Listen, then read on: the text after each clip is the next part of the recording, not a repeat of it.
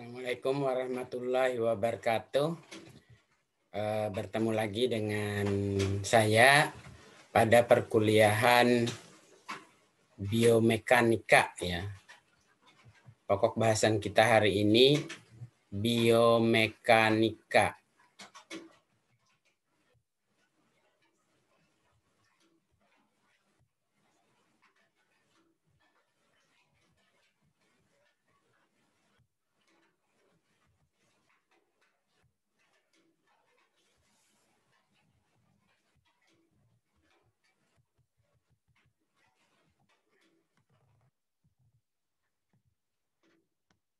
Ya.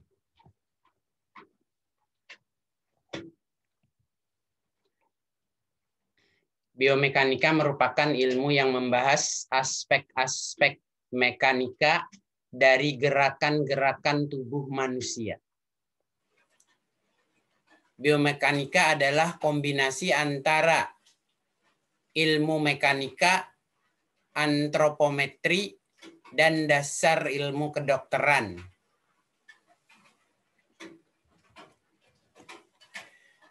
Pada pendekatan biomekanika, ada beberapa definisi biomekanika yang dapat kita gunakan ya. Beberapa di antaranya menurut Hess, biomekanika adalah ilmu yang mempelajari struktur dan fungsi sistem biologi dengan menggunakan pengetahuan dan metode mekanika. Kemudian menurut Hayes, biomekanik adalah ilmu yang mempelajari gaya yang terjadi pada struktur biologi dan efek yang dihasilkan oleh gaya tertentu. Menurut Frenkel dan Nurdin, biomekanika menggunakan konsep fisika dan teknik untuk menjelaskan gerakan pada berbagai macam bagian tubuh dan gaya yang bekerja pada bagian tubuh pada aktivitas sehari-hari. Jadi intinya adalah bagaimana tubuh bergerak secara mekanika, tak sekedar bergerak, bagaimana juga posisi tubuh saat diam. Nah, itu dibahas dalam biomekanika. Kita lihat definisi secara umum. Biomekanik adalah suatu ilmu yang menggunakan hukum-hukum fisika dan konsep teknik untuk mempelajari gerakan yang dialami oleh beberapa segmen tubuh dan gaya-gaya yang terjadi pada bagian tubuh tersebut selama aktivitas normal.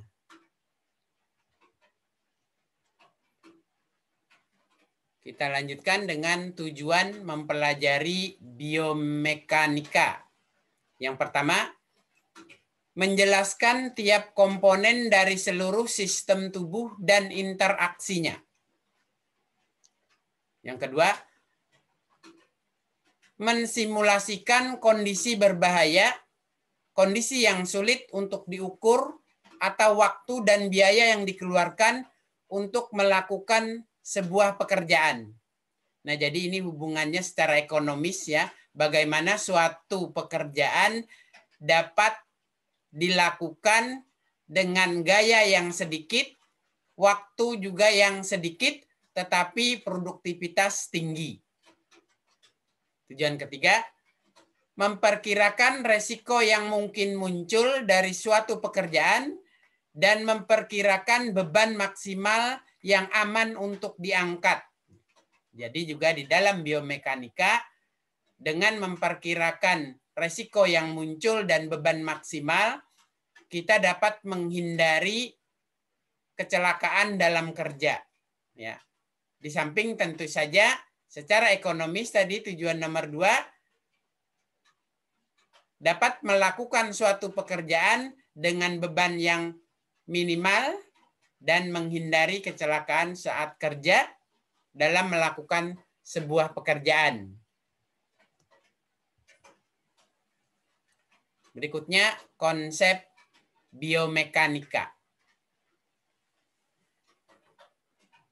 Biomekanika diklasifikasikan menjadi 2 ya, ada general biomekanik, biomekanika umum, dan occupational biomekanik.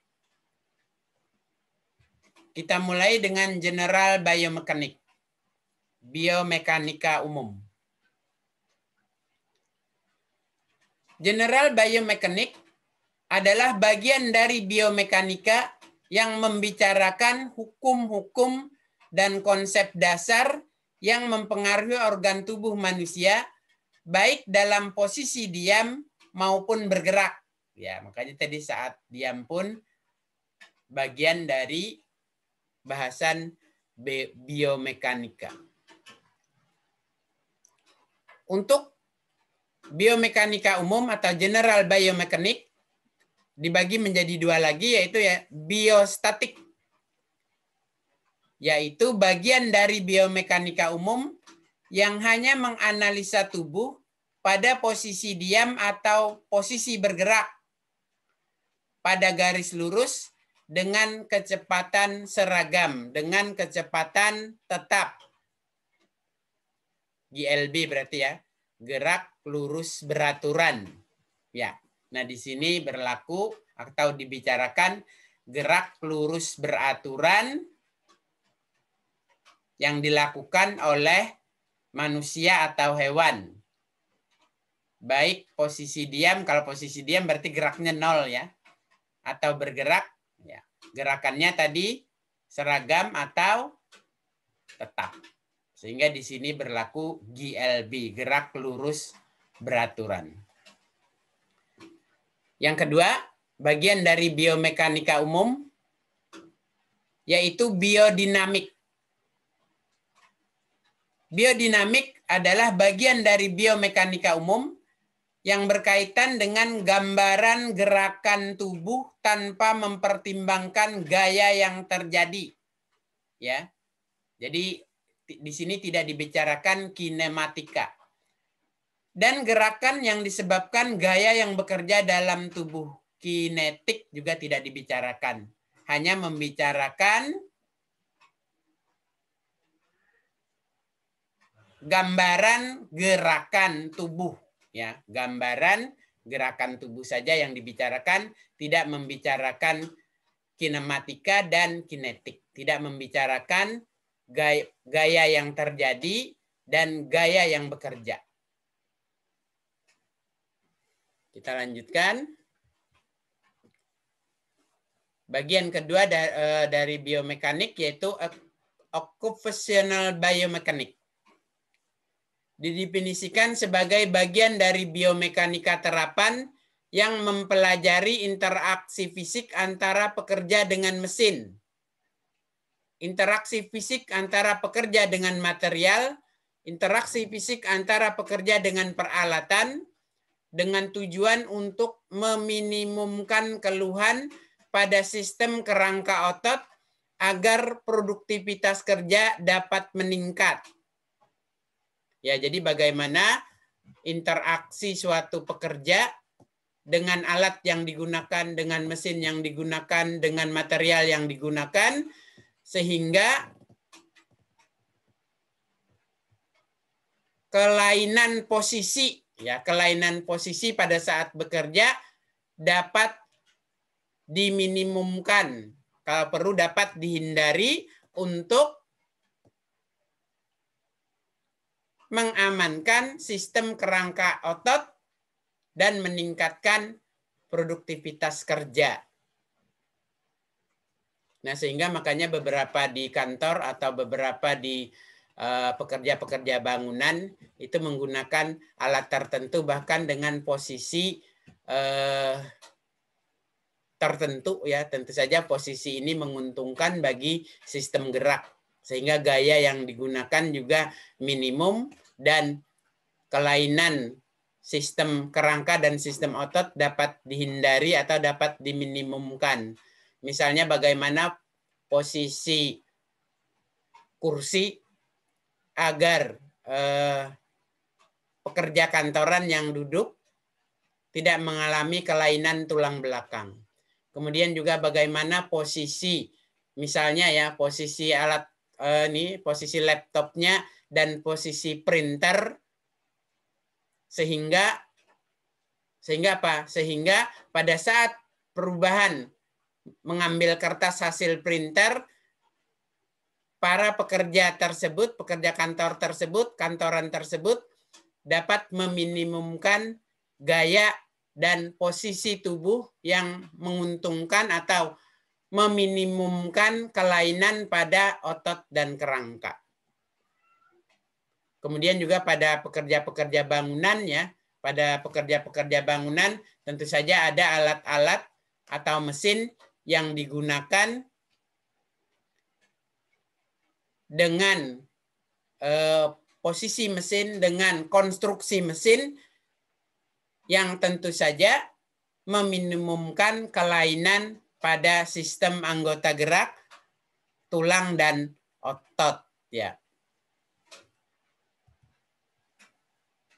Kemudian sistem kerangka dan otot pada manusia atau muskuloskeletal system.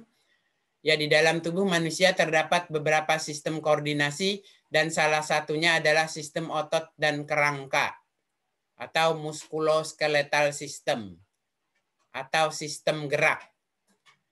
Sistem gerak sebenarnya tersusun dari dua sistem yaitu otot dan tulang. Otot dan tulang saling berkaitan dan menjalankan gerakan tubuh manusia. Otot menempel pada tulang untuk menggerakkan tulang rangka. Organ tubuh manusia yang menyusun sistem ini meliputi tulang, sambungan tulang rawan, ligamen, otot. Ya. Kita bahas sedikit ya mengenai tulangnya, sedikit saja karena sudah dibicarakan dalam anatomi fisiologi manusia, hanya mengulang saja. Ya. Tulang tersusun dari jaringan yang sangat keras, berfungsi sebagai pembentuk kerangka dan pelindung organ dalam. Dalam sistem gerak, tulang berfungsi sebagai pembentuk gerakan pasif. Kenapa? Karena gerakan tulang mengikuti kontraksi otot. Tulang juga berperan penting dalam proses pembentukan sel darah merah di bagian sumsum tulang. Berikutnya yang kedua, sambungan tulang rawan, cartilage. Jaringan ini berfungsi sebagai penghubung antar tulang, seperti pada bagian setiap sambungan di sendi tulang. Jadi di sendi tulang, ujung-ujung tulangnya ada tulang rawan. Dengan adanya jaringan ini, gerakan tulang relatif kecil sehingga melindungi dari pergeseran tulang. Yang ketiga, ligamen. Ligamen berfungsi sebagai penghubung antara sambungan dan menempel pada tulang pada bagian ujung tulang. Ligamen memiliki peranan penting dalam melindungi persendian untuk membatasi rentang gerak dari tulang yang dihubungkan. Ya, karena apabila tidak dibatasi ya, kelewatan gerakannya juga mengalami kelainan pada sistem gerak ya. Misalnya ini bergerak, ini kan terbatas. Nah, ini kan tulang terbatas, hanya ditekuk dan diluruskan. Tidak bisa ditekuk ke arah sana. Nah, itu pembatas salah satunya. Tidak bisa ditekuk ke arah yang berlawanan. Dia hanya ditekuk atau ya, dia hanya dilipat ke arah dalam. Ke arah dalam.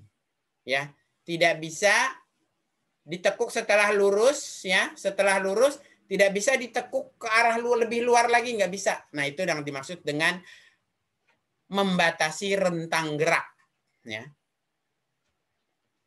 Yang keempat, otot.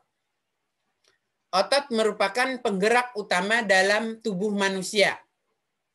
Sehingga otot disebut sebagai alat gerak aktif.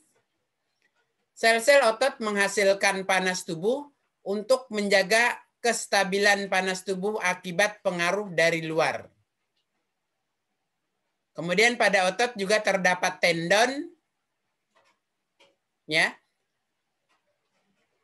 Tendon sebagai apa? Ekor otot. Tendon ada yang melekat di tulang, disebut origo kalau tempat melekatnya tulang yang tidak bergerak. Tapi kalau tempat melekatnya tulang yang bergerak, maka disebut insersio atau insersi. Tendon memiliki kekuatan elastis yang tinggi, tetapi tentu saja ada batasnya untuk menjaga apa tadi? Untuk menjaga atau membatasi rentang gerak. Sekarang aplikasi biomekanika. Pada banyak kegiatan atau pekerjaan sehari-hari, secara tidak langsung biomekanika telah diaplikasikan, seperti mengecat langit-langit rumah atau operator dengan display yang tidak sesuai. Biomekanika menganalisis sebagai pembebanan yang statis. Jadi pada industri atau kehidupan sehari-hari, aspek biomekanika dapat kita lihat sebagai berikut. 1. Dalam industri, ilmu biomekanika digunakan untuk mengukur besarnya gaya yang dibutuhkan oleh seorang operator untuk melakukan suatu pekerjaan dengan postur tubuhnya. Ya, jadi seseorang dengan postur tubuh yang tinggi tentu saja beda gaya yang dibutuhkan dengan seseorang dengan postur tubuh yang lebih rendah. Ya. Kemudian juga bagaimana gaya yang dihasilkan dalam penggunaan suatu alat tertentu, ya, alat tertentu. Yang kedua, aplikasi biomekanika dalam industri ya, menyatakan besarnya gaya otot yang diperlukan oleh seseorang operator dalam menyelesaikan pekerjaannya dengan menggunakan prinsip-prinsip fisika dan mekanika. Yang ketiga, biomekanika mengaplikasikan dan menentukan sikap kerja yang berbeda dapat menghasilkan kekuatan atau tingkat produktivitas yang terbaik. Saya ulang. Dengan mengaplikasikan ilmu biomekanika, kita mengetahui dan memahami serta dapat menentukan sikap kerja yang berbeda dapat menghasilkan kekuatan atau tingkat produktivitas yang terbaik. 4. Dengan ilmu biomekanika, aplikasinya digunakan dalam mengevaluasi pekerjaan operator sehingga dapat menghasilkan kerja yang lebih baik yang meminimumkan gaya dan momen yang dibebankan pada operator tersebut supaya tidak terjadi kecelakaan kerja. Yang kelima, aplikasi yang lain adalah menentukan perancangan sistem tempat kerja dengan pertimbangan gerakan-gerakan tubuh manusia atau pekerja tersebut.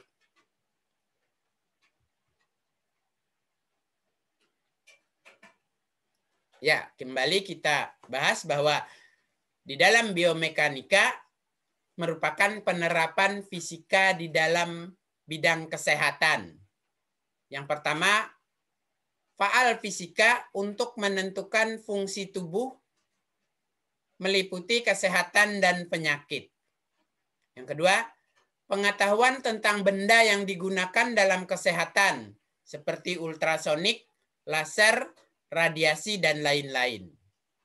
Kemudian di dalam biomekanika juga dibicarakan tentang pengukuran, yaitu membandingkan kuantitas. Di dalam pengukuran ada besaran pokok, besaran turunan, dan satuannya. Proses pengukuran dapat dilakukan secara berulang dan atau pengukuran sekali tergantung dari jenis alat ukurnya. Pengukuran berulang misalnya dapat dilakukan pada saat menghitung nilai rata-rata pernapasan. Nah, dapat dihitung beberapa kali lalu ambil rata-rata. Kemudian yang kedua, pengukuran sekali yaitu pada saat mengukur besarnya potensial aksi pada sel saraf. Kenapa harus sekali saja? Karena potensial aksi pada sel saraf itu berbeda-beda setiap saat, setiap detik. Ya, sehingga harus diukur sekali saja. Faal positif dan faal negatif. Faal positif, error yang terjadi di mana penderita dinyatakan menderita suatu penyakit padahal sehat. Sebaliknya ada faal negatif.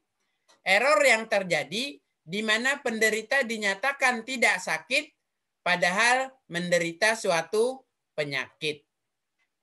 Nah, untuk menghindari faal positif dan faal negatif ini, jadi baik negatif maupun positif, faal positif dan faal negatif ini berarti dua-duanya error ya. Harusnya tepat bahwa yang sehat memang sehat dan yang sakit memang sakit. Nah, untuk menghindari faal positif dan faal negatif, maka dalam pengambilan pengukuran itu harus akurat, ya harus akurat.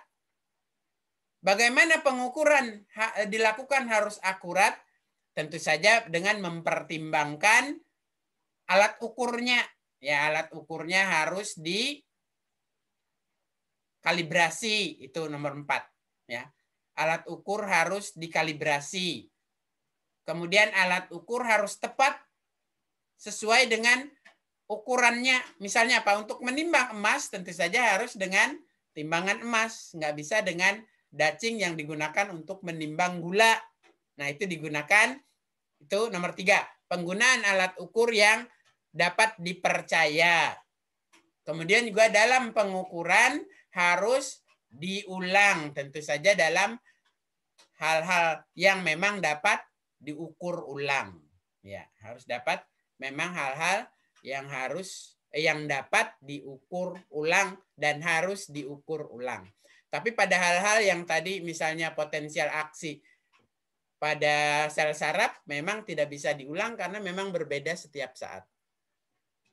Jadi di dalam proses pengukuran ya perlu ketelitian dan kebenaran untuk mendapatkan data. Ya, untuk mendapatkan data-data lain untuk menghindari faal positif atau faal negatif. Nah, di dalam biomekanika, hukum dasarnya adalah hukum Newton.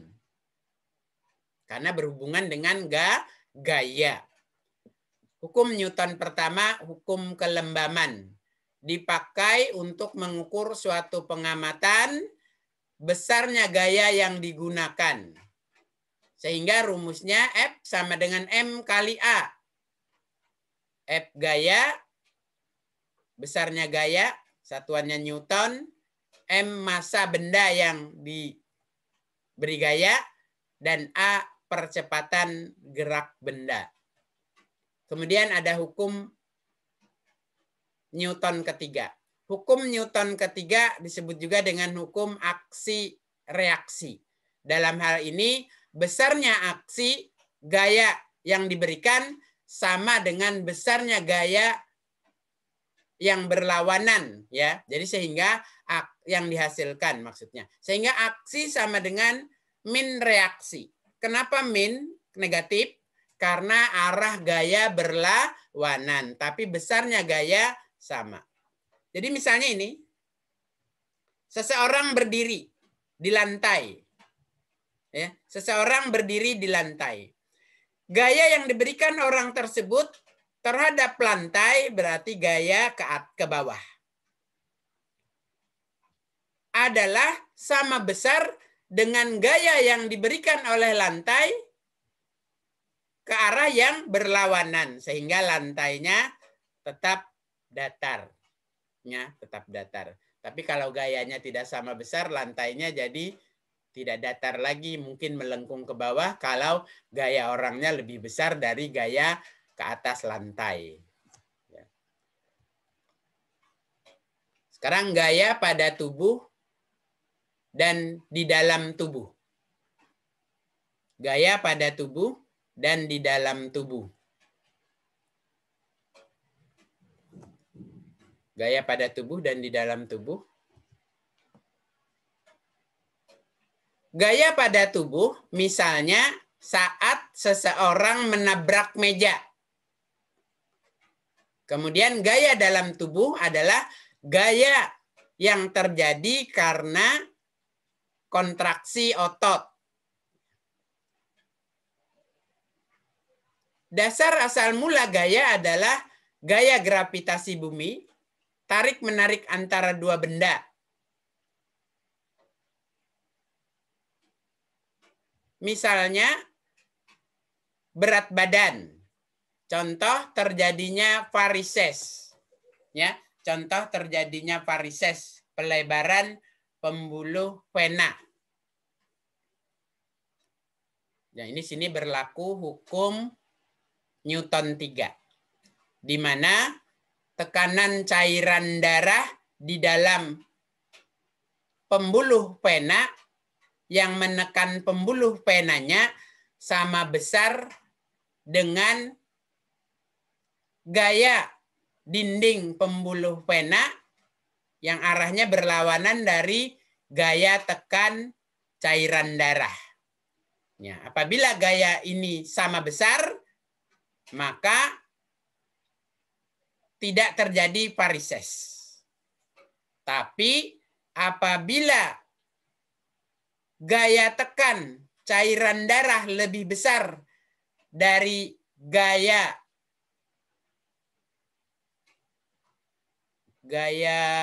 dinding pembuluh darah dengan arah berlawanan dari gaya tekan darah lebih kecil, maka karena lebih besar gaya tekan cairan darah, maka lalu terjadilah pembesaran pembuluh darah di bagian dinding vena tersebut. Terjadilah varises. Sekarang kita lihat gaya pada tubuh. Ada dua macam. Dalam keadaan statis diam.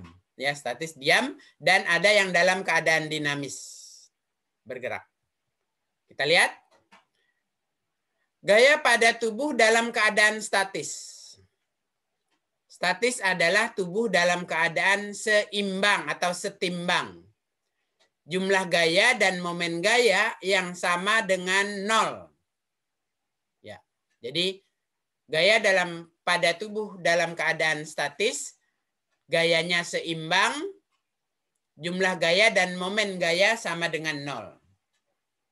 Kita lihat contohnya pada sistem tulang dan otot yang berfungsi sebagai pengumpil. Nah, ini terapan dari pesawat sederhana. Ya, ini terapan dari pesawat sederhana dalam fisika, lalu diterapkan pada tubuh manusia. Kita lihat sistem pengumpil kelas pertama. Nih, sistem pengumpil kelas pertama ternyata pada posisi kepala agar tidak terkulai. Nah, ya. Kalau kepala terkulai, nah maka apa? Jumlah gaya dan momen gaya tidak sama dengan 0. Ya. Kepala tidak setimbang. Sekarang kepala saya setimbang. Lihat di slide-nya. Untuk sistem pengumpil kelas pertama pada manusia dicontohkan adalah posisi kepala yang dalam keadaan setimbang tidak terkulai. Posisi kepala tegak. Titik tumpu terletak di antara gaya berat dan gaya otot. Berarti titik tumpunya di sekitar sini, sekitar pipi. Ya, titik tumpu sekitar pipi, ya, yang segitiga. Gaya beratnya adalah berat kepala. Ya, gaya beratnya adalah berat kepala. Ya, berat kepala. Sementara gaya ototnya adalah kontraksi otot di sekitar leher. Ya, kontraksi otot di sekitar leher dengan titik tumpu di sekitar pipi. Nah, ini pengumpil kelas pertama. Sekarang yang kelas kedua. Kelas kedua ini di tulang paha, os femur. Ya, os femur. Di mana apabila pada os femur atau tulang paha terjadi setimbang, momen gaya dan jumlah gaya sama dengan 0, ya, maka besarnya berat kaki itu sama dengan besarnya gaya kontraksi otot. Ya. Ototnya di mana? Ini ototnya dekat pangkal paha. Ototnya dekat pangkal paha yang bekerja. Sementara titik tumpunya dekat lutut. Ya, tapi sebelum lutut tentu saja karena masih di sekitar paha. Ya. Kemudian gaya beratnya di tengah. Ya, gaya beratnya di tengah. Gaya beratnya di tengah. Ini. Jadi berat pahanya di tengah. Titik tumpunya ya. Titik tumpunya dekat lutut. Kemudian gaya ototnya dekat pangkal paha. Tapi semuanya masih di sekitar paha. Kemudian kelas ketiga. Kelas ketiga, gaya otot terletak di antara titik tumpu dan gaya berat. Ya. Sekarang yang di tengah adalah gaya ototnya. Yang di tengah adalah gaya ototnya. Contoh adalah saat tangan melekuk membawa gelas atau membawa sesuatu. Saat tangan kan semula lurus ngambil gelas lalu melekuk ya. Mempertahankan supaya gelas yang dibawa tidak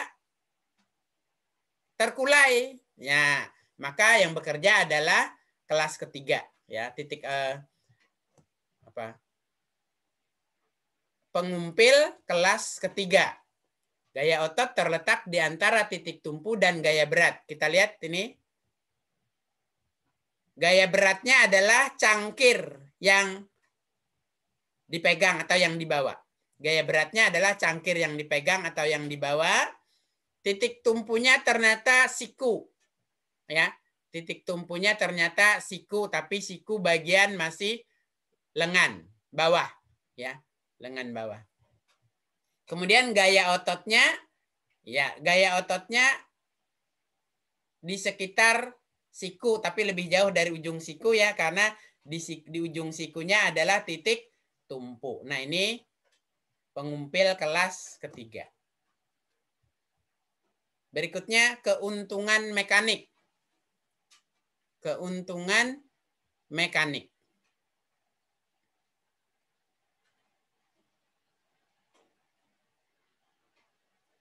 Di sini terjadi perbandingan antara gaya otot dan gaya berat. Ya. Keuntungan mekanik, di sini kan ada titik tumpu di tengah, di ujung-ujungnya ada gaya berat dan gaya otot. Maka keuntungan mekanik yang diperoleh adalah gaya otot per gaya berat. Gaya otot per gaya berat. Sehingga apa yang dalam keuntungan mekanik ini seperti jungkat-jungkit itu ya. Seperti jungkat-jungkit itu. Jarak antara titik tumpu dan gaya otot dan jarak antara titik tumpu dan gaya berat ini mempengaruhi keuntungan mekanik. Ya, mempengaruhi keuntungan mekanik. Makin jauh jarak antara titik tumpu dan gaya berat, makin jauh antara titik tumpu dengan gaya berat, gaya otot, Kalau gaya berat yang ini. Makin jauh jarak antara titik tumpu dan gaya otot, maka keuntungan mekanik makin besar. Ya, makin jauh. Kenapa? Karena apabila jarak antara gaya otot dan titik tumpu lebih besar, maka gaya beratnya tentu jaraknya berkurang terhadap titik tumpu. Ya, sehingga sebaliknya makin dekat gaya berat terhadap titik tumpu, maka keuntungan mekanik makin besar. Sebaliknya, keuntungan mekanik makin kecil kalau jarak gaya berat terhadap titik tumpu lebih besar terhadap jarak antara titik tumpu dan gaya otot. Nah, ini keuntungan mekaniknya. Jadi, di mana berarti besarnya gaya tergantung pula pada jarak dengan titik tumpu. Contoh saat kita memalu ya, pegang palu untuk memukul paku. Kalau kita memegang di ujung tangkai palu, maka gaya otot kita yang lebih sedikit ya, lebih sedikit gaya otot kita yang diperlukan. Tetapi kalau kita memegang tangkai palunya di tengah, maka gaya otot yang diperlukan lebih banyak. Sekarang penggunaan biomekanik dalam klinik ya. Yang pertama traksi leher. Traksi leher ini pemberat pada leher yang digunakan untuk seseorang yang patah tulang leher untuk meluruskan dan mengembalikan posisi tulang leher ke posisi normal. Ruas-ruas tulang leher kembali ke posisi normal. Kita lihat, ini ada pemberatnya. Kemudian arah tarikan katrol ke belakang kepala. Kemudian yang ke arah badan adalah arah tarik otot, ya, arah tarikan otot. Apabila pemberatnya ini arah tarik katrol sama besar dengan arah tarik otot atau lebih kurang, maka traksi lehernya tidak bekerja ya, tulangnya tidak bisa diluruskan dan tidak bisa dikembalikan ke posisi semula. Tapi apabila arah tarik katrol gayanya lebih besar terhadap gaya tarik otot, maka posisi ruas-ruas tulang leher bisa kembali ditarik dan dikembalikan, diluruskan ke posisi normal. Kemudian traksi tulang.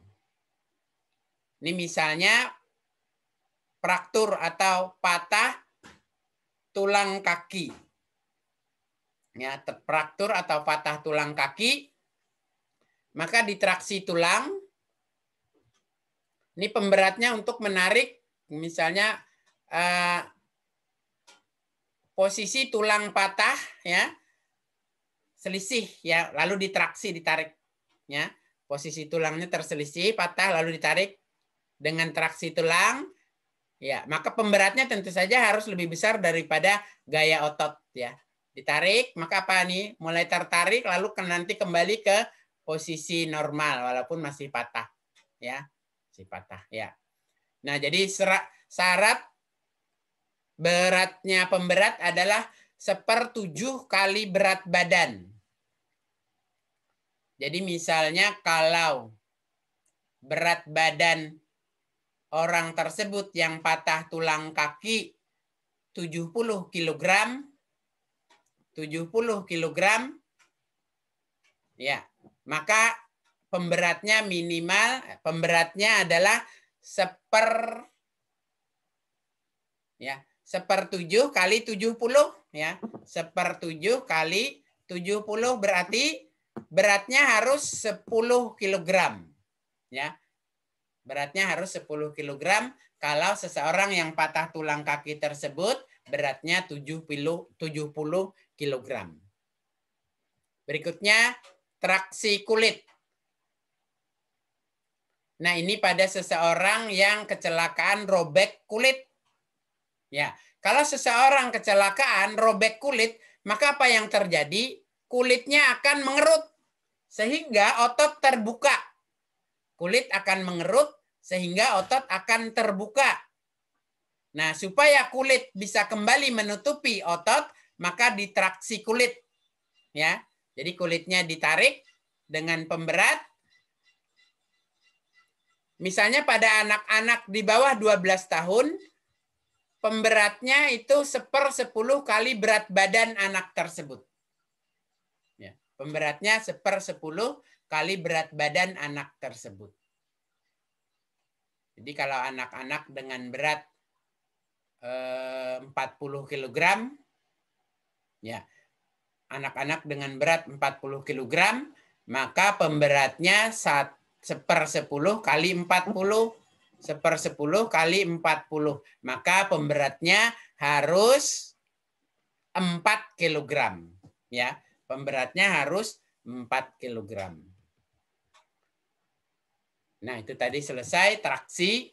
Kemudian kita bicarakan pusat gravitasi tubuh. Untuk menentukan pusat gravitasi suatu benda, yang pertama dengan menggantung objek pada titik berbeda. Dengan menggantung objek pada titik berbeda. Yang kedua, berdiri di atas papan yang kedua ujungnya timbangan. Ya, sehingga untuk mengukur pusat gravitasi, rumusnya adalah X sama dengan W2 per W1 plus W2 kali L. X sama dengan jarak orang tersebut terhadap timbangan pertama.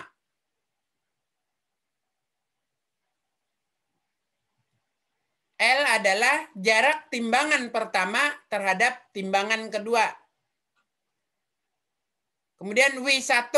W1 adalah ini besarnya berat yang terukur pada timbangan pertama. Dan W2 besarnya berat yang terukur pada timbangan kedua. Ya, sehingga X sama dengan jarak orang terhadap timbangan pertama sama dengan berat benda yang terukur di timbangan kedua bagi dengan berat orang yang terukur di timbangan pertama plus berat orang yang terukur di timbangan kedua kali jarak antar dua timbangan. Ya. Sehingga pada saat jarak X kita ubah-ubah, ya, sehingga pada saat jarak X kita rubah-rubah, hasilnya tentu saja akan berbeda. Ya, hasilnya tentu saja akan berbeda. Berikutnya keseimbangan. Berikutnya keseimbangan.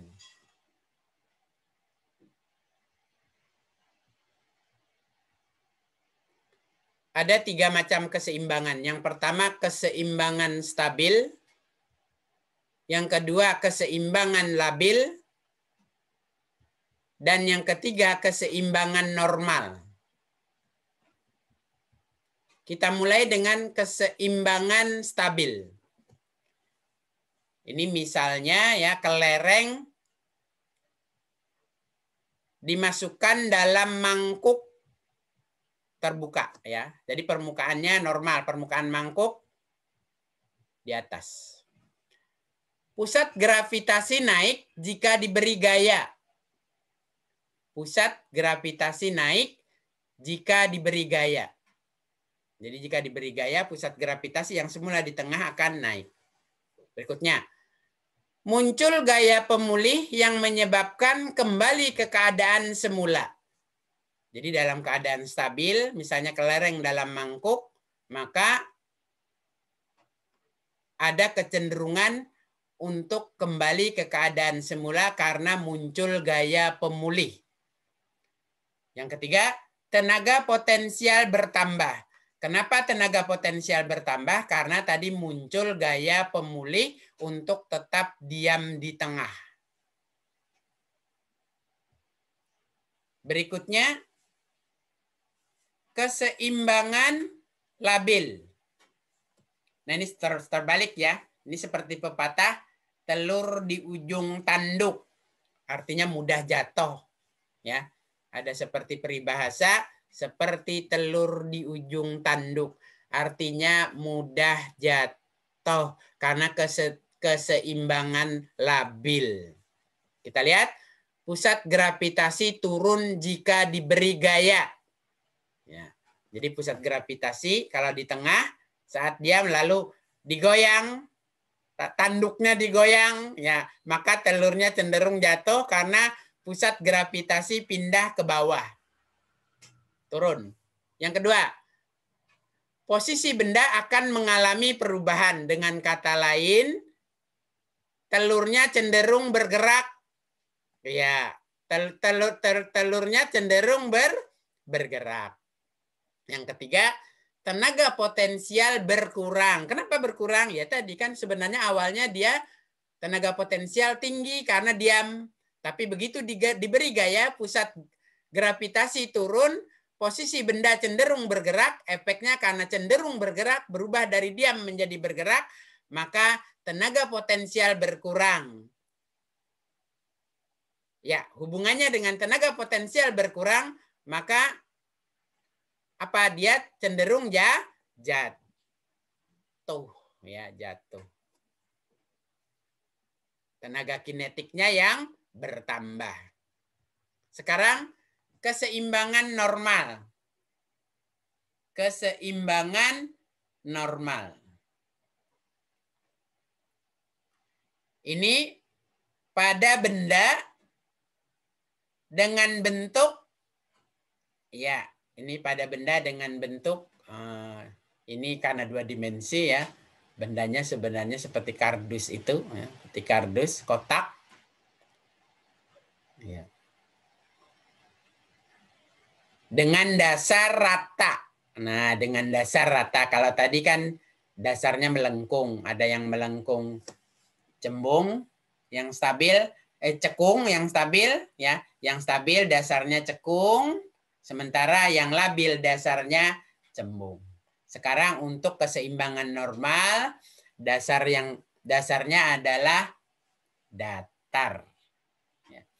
Pusat gravitasi tidak berubah jika diberi gaya.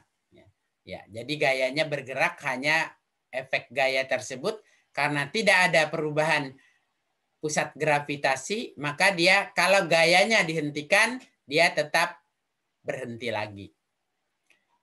Tenaga potensialnya bertambah karena begitu gaya dihentikan, maka dia tetap diam, potensial energi potensial atau tenaga potensialnya bertambah karena kembali diam. Ya. Nah, ini pembahasan terakhir kita tentang biomekanika ya. Keseimbangan ya, keseimbangan. Demikian tadi kuliah kita hari ini. Apabila ada yang kurang jelas, ketik di komen, nanti kita berdiskusi bersama di komennya ya. Bagi peserta lain yang mampu menjawab pertanyaan temannya, silahkan ketik juga di komen.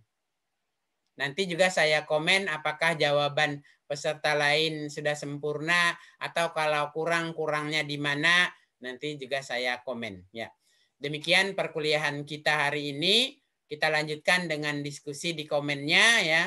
Assalamualaikum warahmatullahi wabarakatuh.